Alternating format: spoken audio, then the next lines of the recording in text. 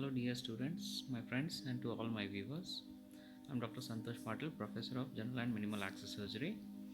Today, I'll be addressing a class on ulcer. Last class, I discussed in detail about the wound healing and management of acute injuries. This class will be in continuation of chronic uh, chronic wounds. This class will be in continuation with the chronic wounds.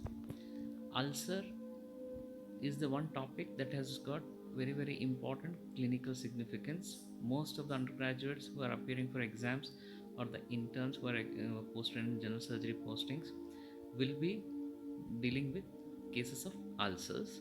So it's very important to understand the basic concept of ulcer. So I'll be discussing ulcer in detail.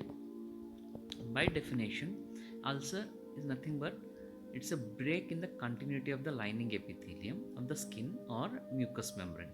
So there is a breach in the epithelium, means there is a break. It can be due to trauma or it can be just because of just loss of tissue. That loss of tissue, the causes can be anything. It can occur at the skin level or at the mucosal level also, and mainly the cause is microscopic cellular death or molecular death is what we call as. So before understanding the concept, we should know what are the parts of an ulcer. So whenever ulcer case is given to a student, it's important to discuss or know the part of an ulcer. The ulcer has a margin. You can see in the picture there is a margin. That's a margin is a part of an ulcer which comes between the edge as well as the between the normal tissue. Normal host tissue is the margin. Then next is the edge. Edge is a part of an ulcer that comes between or lies between the margin and the floor of an ulcer. Depending upon the different types of edges, the ulcer may have different types of edges that I'll be discussing. Different edges have been classified depending upon the underlying cause. Then third important is the floor. So whenever a case of an ulcer is given to you, most important on inspection finding, these three things has to be commented. The base, which is the fourth part of an ulcer, is usually a palpatory finding. So many times the students are asked what is base. It is better to comment base always in the palpation. In inspection, base, roughly you can see the ulcer is resting upon the foot or the ankle area or the lateral aspect of the leg, but better always comment the base only on palpation.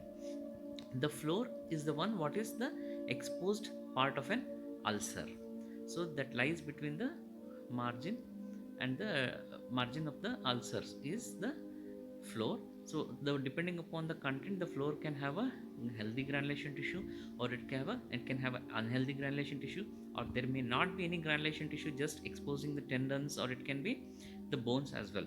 So depending upon what type of the wound it is, we term it as different types of floor.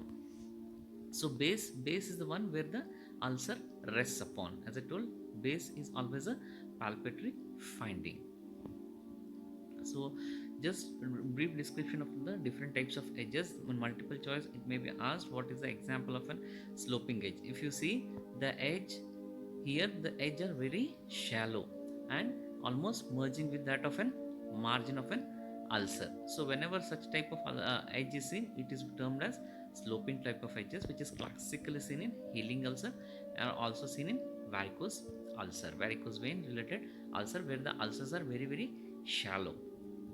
Then the opposite to the sloping is the punched out edge, where the edges are vertically steep downwards, and you can see almost there is a right angle between the margin and the edge of an floor of an ulcer and the edge of an ulcer. So the edges are very deep seated. The classical examples being the syphilis and the trophic type of ulcer. The third type of edge is the undermined edge. You can see the skin, and as the ulcer is the edges are going deep underneath the skin. This is classically seen in tuberculosis ulcer.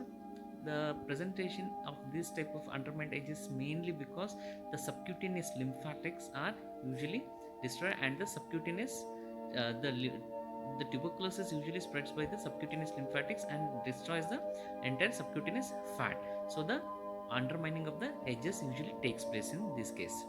Then the next type of edge is a rolled out edge, the classical description of an basal cell carcinoma. The characteristic feature of a basal cell carcinoma is it's also called as rodent ulcer, means it burrows and digs into the localized tissue only. It keeps on burrowing deep into the tissues from the skin, subcutaneous tissue, and as the tumor burrows deep down, it just piles up the tissue to the edge, called as rolled out edge. Then last is the everted edge, which is classically seen in squamous cell carcinoma. The squamous cell carcinoma has a characteristic feature, it has a radial spread. It spreads along the skin and the subcutaneous tissue. As the tumor spreads at in the radial pattern, it starts to creep on all the surrounding tissue and start piling up the tumorous structures around the edges of the ulcer. So these are the different types of edges that have been described for any ulcer. So once you know the different types of edges, what are the floors, then there are classification. As an undergraduate, one should have a basic knowledge of this classification, because whenever you give any diagnosis for a case of an ulcer, you have to put two things. One is the clinical classification that I'm going to discuss, that is the clinical classification, and also the pathological classification. These two things should always be part of your diagnosis. So a clinical classification is nothing but on a bedside, what do you exactly see? So if you see an ulcer that is spreading type, the spreading has its own characteristic feature, that is it has got a pale unhealthy granulation tissue, it has foul smelling discharge or a purulent discharge, or the surrounding margins are totally inflamed and erythematous. So pale granulation tissue is a characteristic feature, means the ulcer is bad looking and it is angry looking ulcer. What we describe is a non-healing ulcer, so spreading type of an ulcer. Then the exactly opposite of that is a healing ulcer. The characteristic feature of any healing ulcer are healthy pink or red granulation tissue, and the margins are usually, the edges are usually sloping type of edges, and the surrounding area, what we call as the margin of an ulcer, are usually a non-erythematous and hyperpigmented sometimes, and usually it is non-inflammatory. So discharge, classical description is a serous discharge. Usually a serous discharge is the presentation of an healing ulcer. And the last ulcer is the ulcer that never heals, means there is a trophic ulcer, there is a deep-seated ulcer without any signs of healing. There is no granulation tissue, there is no discharge, and the surrounding margin does not show any characteristics or sign of any inflammation nor non-inflammation conditions, but there is high callosity that is associated with ulcer because of the chronicity. These ulcers are sitting there for years together. Classical is again diabetic ulcer of foot, where the trophic ulcer usually base of the great toe is the characteristic presentation. So in a clinical classification, when you give a diagnosis, any of these things the ulcer should fit into.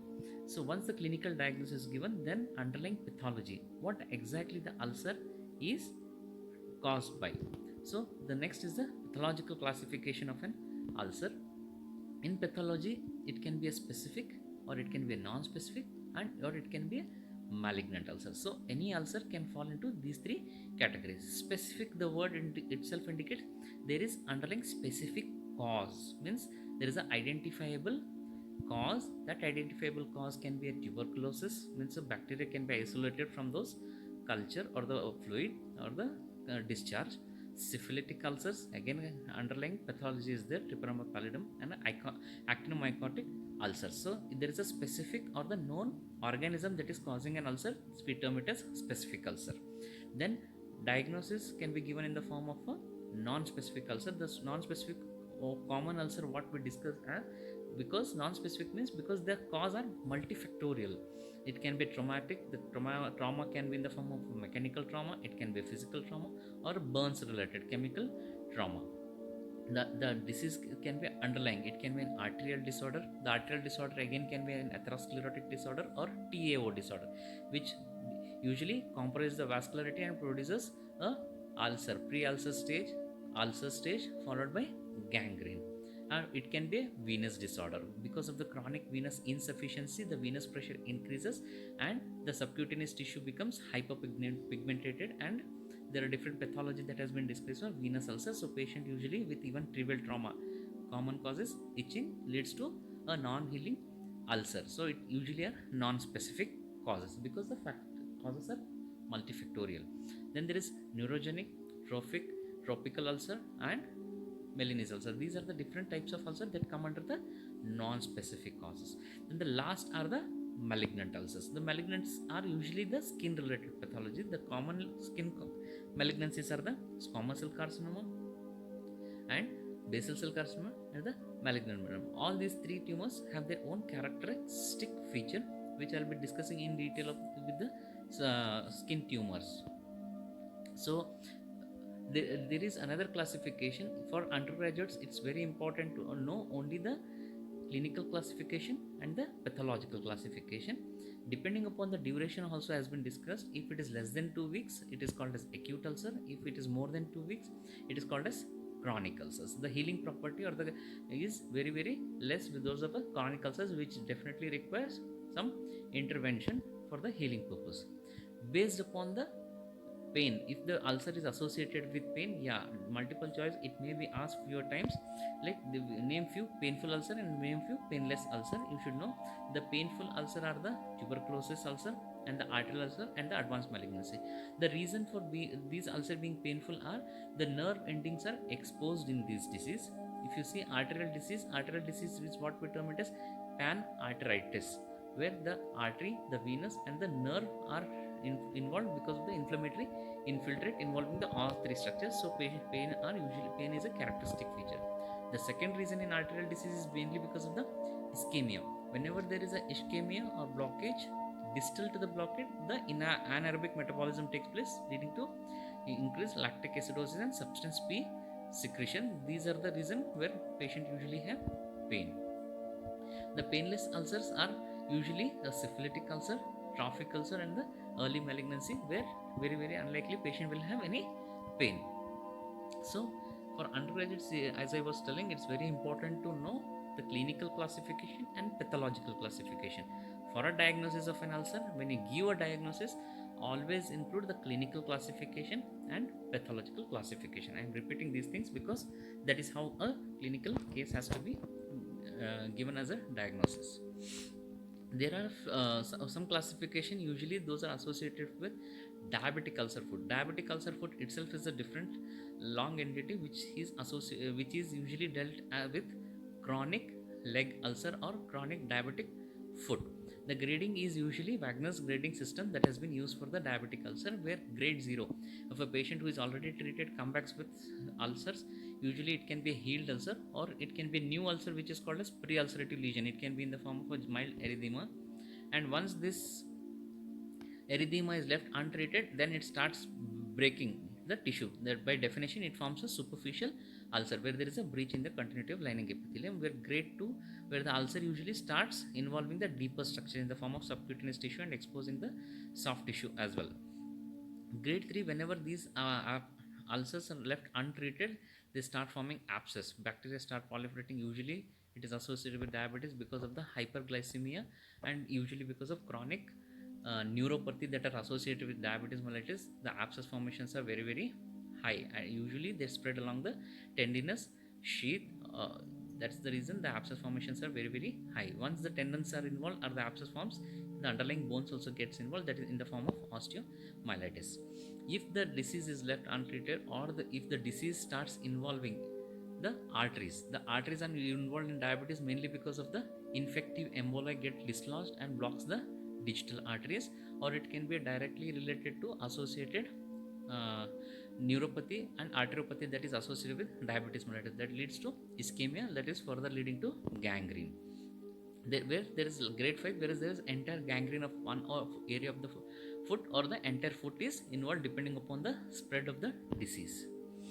So once we know the classifications, we have to know the basics of some discharges, because once the next slide I'll be dealing with the inspection, palpation of the ulcer. Before that, I'm just going to highlight few discharges that are associated.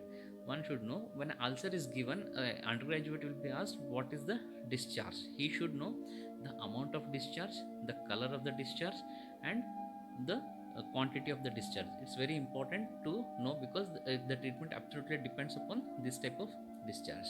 When undergraduate will be asked where do you look for discharge, it is always safe to say answer usually for the dressing pad. Once you open the dressing pad, you look on the undersurface of the dressing pad and always comment for the discharge.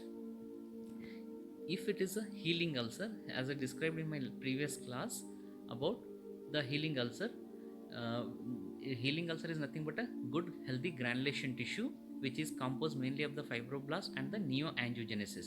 Whenever there is a neoangiogenesis, the endothelial secretion which produces an exudate presents as a classical serous discharge. Then the second type of discharge is the purulent discharge. Purulent discharge, the causes are plenty. Usually the staphylococci, the classical description is aureus, where it's a gold, yellowish or creamy color discharge. It can be streptococci, which may be associated with blood, or opalescent color in discharge, or pseudomonas. The word greenish color is the discharge, usually because of the pseudocyanin as the content. Multiple choice question, again it may be asked what are the different types of ulcer that cause bloody discharge. One should know malignant ulcers. Okay, you take a dressing pad and just do a simple dabbing over the ulcer floor and you look for the back of the dressing pad. If you see a blood spots on the dressing pad, that is described as bloody discharge. The malignant ulcers and the healing ulcer itself indicates the malignant is uncontrolled proliferation of the cells which occurs of the tissue, as well as this tissue has high demand for nutrition, where abnormal angiogenesis also takes place. These angiogenesis, neoangiogenesis, the blood vessels or the endothelium are so fragile it just breaks for the mild touch. So when you put a dabbing pressure, usually these neoangiogenesis blood vessels tear and leads to spots like blood spots which are seen on the dressing pad. Healing ulcer, again I discussed, it is mainly because of the neoangiogenesis that is taking place. Serosanguinous discharge, this is a type of discharge usually post-operative. You can see where there is a wound dehiscence, there is serous discharge with lot of copious amount of bloody or bloody discharge which is associated with it. The other discharge are usually serous discharge with sulfur granules are characteristic of actinomycosis. Tuberculosis description is cheesy material. Cheesy is sticky material, that is yellowish discharge which is cheesy in nature, is classical description for the tuberculosis ulcer. So clinical assessment, when a case is given to you about an ulcer, it's very important to note for the different inspectory finding. Clinical DAS very beautifully mentions about the clinical assessment. I'm just going to briefly tell about the examination of an ulcer. It can be, first it starts always with the inspection. After a detailed history inspection, when you look at an ulcer, you look for the site, the size, the shape.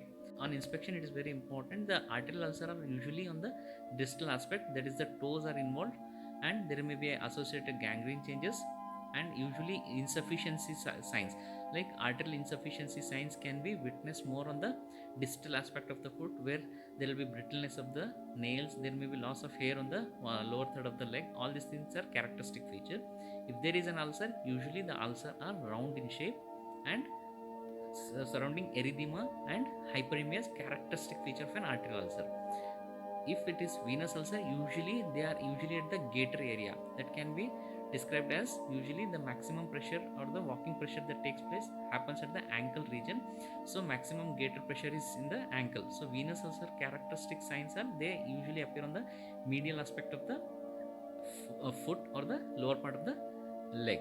So inspection site is very important. The size, usually the size depends upon the chronicity of an ulcer. If the ulcer is well healing, the size are usually small. If it is a chronic long healing, the size may be big. The shape, arterial ulcer are always round in shape because of the trophicity of the ulcer, because characteristic that particular segment vascularity is lost. Venous ulcer are usually oval in shape or irregular in shape, are shallow ulcers. It has to be described. Inspection, again it is very important to know the margin, whether it is a inflammatory association, that is erythema is there, redness is there, has to be checked. Hyperpigmentation of the surrounding area has to be checked. and always look for the edge. What type of edge it is, it has to be described, and the floor, which I already discussed, has to be also commented. Once inspection of an ulcer proper is done, we look for the palpation of an ulcer. The palpation of an ulcer proper I'm going to tell. So you look for the surrounding area, you press, look for the tenderness surrounding the area. That indicates that is the inflammation that is being spread along the margin of an ulcer. Then edge of an ulcer has to be assessed, what type of edge, and always look for the depth of an ulcer, very very important. That will roughly tell the edge of an ulcer. The floor, you palpate and look for any discharge, bloody discharge, serous discharge, always by looking, pressing the floor of an ulcer. And ulcer base is held with the help of a thumb and the index finger and trying to lift up. That will tell the base of an ulcer. As I discussed previously, the base of an ulcer is always assessed by palpation. That palpation technique is usually, if the ulcer is very big enough, the base has to be held with the thumb and index finger and try to lift off. Lift off has to be done from the underlying structure. Then it can be made whether the bone is there or the muscular components are. If the ulcer is small in size, less than 2 centimeter, the entire ulcer can be lifted up and look for the fixity or the underlying structure, whether the ulcer is resting upon what structure can be made of. That is the palpation of an ulcer proper. Then palpation of the surrounding structure is very very important, because without that we can never come to a diagnosis of pathological classification. That is a non-specific ulcer. The skin, the surrounding skin is very very important to assess whether there is hyperemia, redness, no redness. That tells whether it is spreading ulcer or a healing ulcer. And sometimes there may be hyperpigmentation in varicose veins or normal or erythematous skin in a arterial ulcer. And adjacent joint, if it is an ulcer which is exactly sitting on the joint, classically seen in venous ulcer, chronicity of the disease, the joint goes into fibrosis and ankylosis is the feature. So joint movements has to be looked for the ulcer for the adjacent joints. Regional lymph nodes, very important again. If the edges are suspicious of a everted edge, usually look for surrounding lymph nodes. The surrounding lymph node, if you are examining ulcer over the foot, always look for the popliteal group and the ilioinguinal group of lymph nodes, and mention the size of lymph nodes, number of lymph nodes, and the location of the lymph node, consistency, and all these things, the shape of the lymph node, everything has to be discussed in detail. So arterial pulse, it's very important, because some ulcers may be just usually a TAO disease where patient comes with just mild trivial trauma where the ulcer never heals for the great toe or the little toe. In such cases, you should think of high suspicion and look for peripheral pulses. Peripheral pulses or vascular insufficiency is the one reason where the ulcer usually does not heal. This I discussed in my previous class also. Factors affecting wound healing. Vascular insufficiency is the prime factor where the ulcer does not heal, because that is the one which gives the highest nutrition and oxygen to the distal-most tissues. Looking for the peripheral pulses in arterial disease, if not checked, definitely it's going to be a crime. So there are few peripheral pulses that needs to be examined. That is dorsalis pedis artery, then the anterior tibial artery, posterior tibial artery, and the popliteal artery. Popliteal artery again examined in the supine position as well as the prone position, and the femoral artery. All these arteries are palpated against some bony structures. Whenever I'll be examining a case of an arterial disease, I'll be taking few class on arterial disease about critical limb ischemia. I'll be dealing in detail about the arterial pulse. If there is surrounding associated varicose vein, that varicose vein has to be commented upon. And neurological deficit, look for the touch sensation and the pain associated with. Usually diabetic neuropathy patient have zero pain or no pain sensation at all. Hyperparesthesia, again characteristic feature of an arterial disease, because of the vascular insufficiency the nerve endings are stimulated and cause severe paresthesia. And gait of the patient, usually again a part of an inspection as well as examination of an surrounding structure. Look for the gait of a person. So once you have done all the evaluation, the patient has diagnosis comes usually in any of the category. It can be healing, non-healing, or callus, or the pathology can be any of these things. If arterial deficiencies are there, more chances it can be an arterial pathology. If there are associated venous insufficiency, definitely venous insufficiency can be given. So at the end of the day, it is only with the investigation of an ulcer that leads to a diagnosis. The discharge, first dictum in surgery is wherever you see a discharge, you send it for culture analysis. You have to send it for GAM staining, you have to send it for Zn staining, and always for the culture and sensitivity. Depending upon the discharge, I told already discussed, one pathology can be picked up. The specific type of an ulcer, specific cause can be picked up with this type. And if you are highly suspicious or non-healing of an ulcer, you take a multiple edge biopsy. The biopsy can be usually incorporate the normal tissue and the ulcer tissue, that is the edge of an ulcer to that normal tissue. The reason being, you can always compare to the normal epithelium to that of an abnormal epithelium that is taking place in the edge of an ulcer. Usually highly suspicious, like rodent ulcers, or usually if you're suspecting a everted edge, go for a multiple, at least 4 edge biopsy from different site has to be taken to rule out malignancy. If there is a highly suspicion of being an osteomyelitis, underlying bone involvement, it can be due to a squamous cell carcinoma, or it can be just because of a venous ulcer that is eroding the underlying bone. Get an X-ray to rule out the osteomyelitis. If there are lymph nodes that are enlarged, highly suspicion, again go for the FNAC of the lymph node, where a primary can be directly, secondary can be directly picked up from the FNAC of the lymph node. And also test for the underlying disease. The underlying disease can be in the form of a chest X-ray to rule out tuberculosis, consolidation patches, or the miliary tuberculosis. Montu test has to be done. And anyway, discharge will usually give the Zn staining will give the bacteria also. If there is arterial insufficiency or venous insufficiency, always subject the patient for arterial Doppler or duplex scan and venous Doppler to look for the disease, underlying disease. Those will give confirmation of the disease. So nerve conduction study in case of diabetic neuropathy can also be done, and multiple other neurological disorders. So once you have given a diagnosis and analyze for the patient for the different investigation modalities, a diagnosis usually comes into the picture. And once a diagnosis comes, we have to manage ulcer. The management of an ulcer is beyond this class, so I'll be just highlighting few points that will just give a completion for this topic. The simple most answer is treat the underlying cause, because we have given a classification. If there is a tuberculosis, patient has to be subjected for anti-tubercular medication. These anti-tubercular medication can be in the form of a category, how the patients are categorized. If there is a syphilis, patient has to be started with high antibiotics and treated with syphilis. And if there is an arterial disease requires it's a multimodality approach, where the patient usually given medical management in the form of vasodilator that increase the blood supply.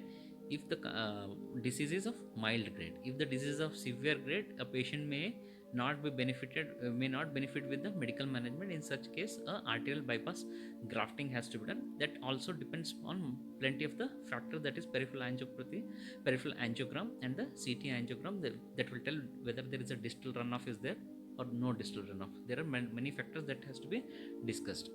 Varicose vein, again there are different class treatment available for the treatment of varicose vein. Again, that will be dealt in detail. The conventional are surgery, that is Trendelenburg, femoral flush ligation, and perforator ligation is the surgery. And the recent advances are radio frequency ablation and venous surgeries can be done. These are the different treatment modalities that are available for the arterial and venous disorders. If the disease, if the vascularity is good, it is just few factors, like it is the ulcer is on the joint, it is not healing, or age related factor, or the nutritional deficiency. In such cases, where all the specific non-specific causes have been ruled out, in such cases patient has to be done a repeated dressing, increase the nutrition of the patient, and we treat the ulcer. There are few different dressing that are available. It can be non-adherent fabrics. Usually a Sofratul is the one which can be used as a non-adherent, where the granulation tissue healing process takes place, where the dressing, what we put, the dressing pad does not come direct contact with the granulation tissue. There will be a good healthy granulation tissue growth that is taking place, usually preferably given whenever there is a good granulation tissue. If there is a lot of discharge, usually non-adherent fabrics are better to be avoided. Some absorptive dressings are where, if you expect a lot of exudative discharge, if there is a constant discharge coming from the wound, even with a good dressing with the may not have. In such case, a dry gauze pieces are kept, which helps in absorbing this fluid, and this dressings has to be changed 2 or 3 times depending upon the amount of discharge that is seen.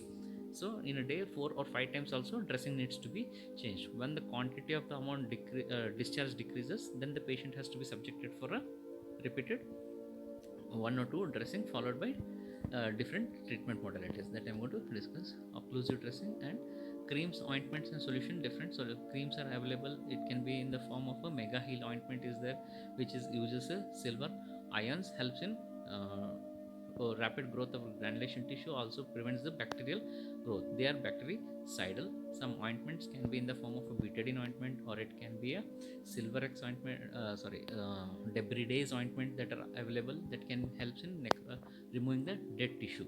Solution can be betadine solution can be used, or different solutions are there that can be used for treating the ulcer wound. Newer types of healing techniques are there. There are where the extensive skin loss is there. In such cases, or big ulcers, in such cases skin substitutes can be used. And the newer technique is the negative pressure associated wound dressing if the ulcers are deep seated, usually a pressure ulcer or a diabetic ulcer, or ulcers that are associated or loss of big skin tissue. You need the ulcer edge to be approximated or healed properly with good granulation tissue. Usually we go for a negative pressure associated wound closure. Debridement is the technique where debridement is nothing but removing of the dead tissue from the wound. Usually we do a debridement whenever there is a lot of pus or slough that is present over the ulcer. Usually a diabetic foot or ulcers require lot of debridement, and once the debridement is adequate enough and the granulation tissue starts healing, then you go for the next treatment. Next treatment can be in the form of simple daily dressing which approximates the wound, or it can be if the wound is big enough. In such cases, a skin grafting has to be done. The decision is solely depends upon the surgeon. Usually ulcer or any wound starts healing at a rate of 1 millimeter per day, that is from the start of the injury. If the ulcer is 1 centimeter, 2 centimeter, up to 2.5, 3 centimeter also, with all the factors favorable, that is good nutrition is given to the patient, good rest is given to that part of the body, and good adequate dressings are done, usually the ulcer heals. If the ulcer is very big, 5 centimeters, 6 centimeter, even with good nutrition, usually it takes 2 to 3 months. In such case, patient may have secondary bacterial infection. To avoid all these things, it is better skin grafting. So this is the basic concept of ulcer. And coming to a diagnosis of an ulcer, managing or evaluating a case of an ulcer, and managing a case of an ulcer. Thank you very much, and kindly subscribe to my channel for more topics related to general surgery and also the other related topics, and please press the bell icon for notifications.